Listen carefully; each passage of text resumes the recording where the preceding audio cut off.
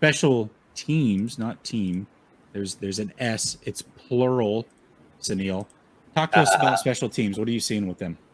So I mentioned last week that, you know, the question you asked was, did the 49ers put the league on notice? And I said that this team still has some weaknesses that they've been able to get away with. And one of it has been special teams. Now, we know that this offseason, there was a concerted effort to make the special teams better because of where their weaknesses had been and how it had been like a weakness in previous years. And obviously they brought in some guys, and for the most part, the special teams had been, okay, at least in covering punts and kickoffs.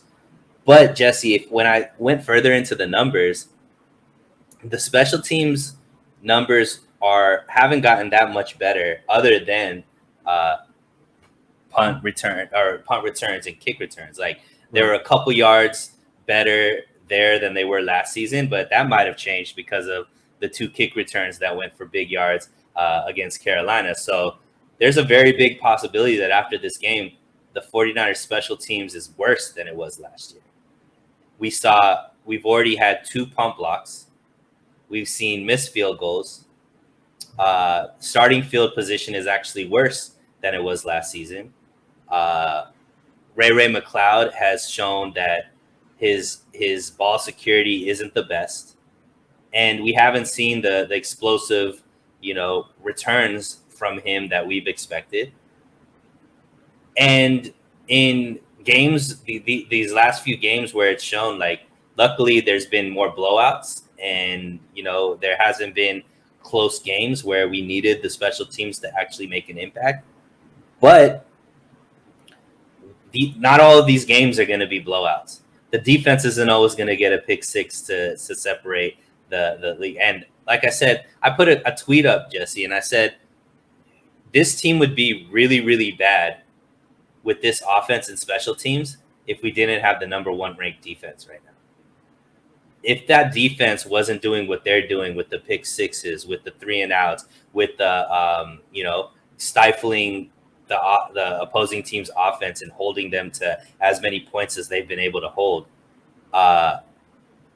with how stagnant this offense is, with how poor the special team has played, this could easily be a team that's 1-3 or 1-3, 1-4. So that's something to be aware, because like we said, this defense is getting, with all these injuries, who knows if they're going to be able to sustain the level of play for a long amount of time if these guys are out for, multiple games. So I think that the special teams is a big question mark, something that has caused us to lose games in the past. And I don't think is being talked enough about, as far as that they're not playing well, and that this could lead to an issue moving forward, especially when we have Super Bowl aspirations. Yeah, and I'll say this, special teams is probably going to continue to take a step back from a talent standpoint. Where do you get the talent and special teams players? Well, they're backup defensive players and offensive players. If your defense is depleted, all of a sudden everybody moves up a rung. And so you're bringing in guys that are third string to now play special teams.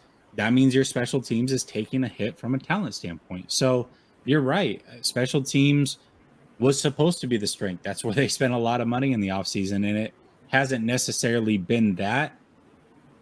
I don't know that it's horrible, but it's not a difference maker. And that was kind of the hope going into the season, is that defense would be a difference maker. Special teams would be a defensive or difference maker. And the offense can hold serve. They can win a ton of games. But if the special teams is not going to be a difference maker, well, now all of a sudden you've got one unit and that unit's depleted. You're right. It's something that we have to monitor 100%. I think that's a great point by you.